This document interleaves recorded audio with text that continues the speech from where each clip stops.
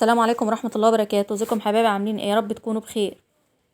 النهارده بقى ان شاء الله هنعمل معاكم تدميس الفول بطريقه يعني ما شاء الله سهله وبسيطه، عشان بقى ايه كل سنه وانتم طيبين، عشان السحور بقى في رمضان. بتمنى بقى ان شاء الله الفيديو يعجبكم. ندخل بقى على المقادير والطريقه على طول.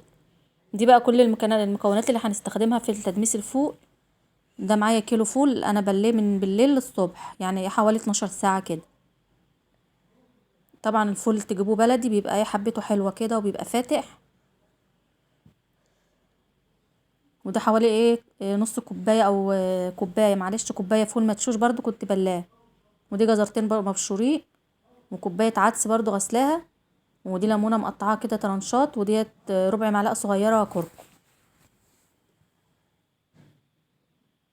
هنسويه بقى النهارده معاكم في الحله. هنحط بقى كل المكونات على بعضها في الحله. اللهم صل وسلم وبارك على سيدنا محمد. هننزل بقى بكل المكونات، الفول والجزر والفول المدشوش والعدس وشرايح الليمون والكركم. بس كل دي المكونات اللي انا بستخدمها وبعمل بيها الطريقه دي على طول، ما شاء الله بيبقى تحفه بصراحه. وبيبقى لونه ما شاء الله فاتح خالص، ما بيبقاش غامق كده. هنقلبهم بس كويس كده بقى عليهم مع بعض كلهم. وبعد كده بقى هننزل عليهم بالميه المغليه.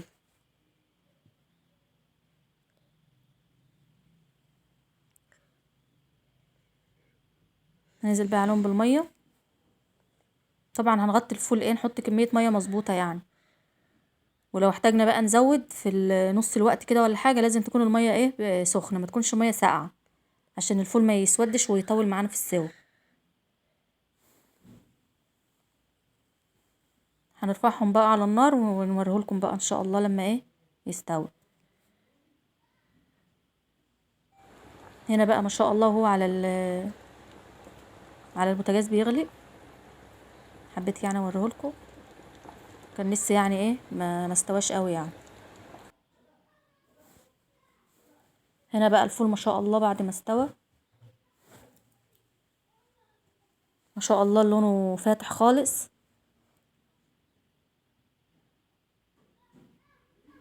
ما شاء الله الحبايه دايبه خالص.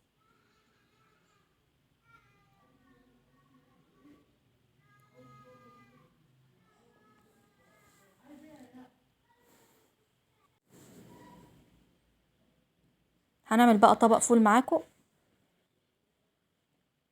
هنغرف بقى شويه كده من الفول ونعمله ده العادي كده، هنعمله كده ونحط عليه زيت وليمون وكمون والملح. اللي حابب يعني يحط برضو طحينه عادي. نهرسه كده بالهراسه او بالشوكه. ما شاء الله هو مستوي خالص. هنحط بقى عليه الملح.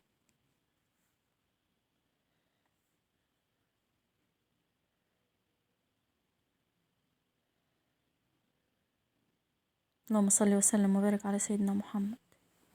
كمون برضو. هنعصر عليه بقى نص ليمونه، ونقلبه بقى كويس مع بعضه، وبعد كده بقى نحط الزيت على الوش.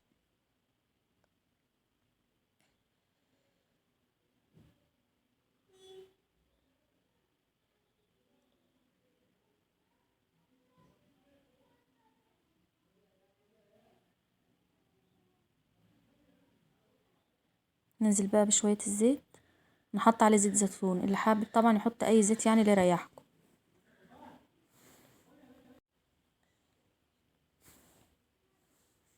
حبيت ازينه كده بقطع فلفل اخضر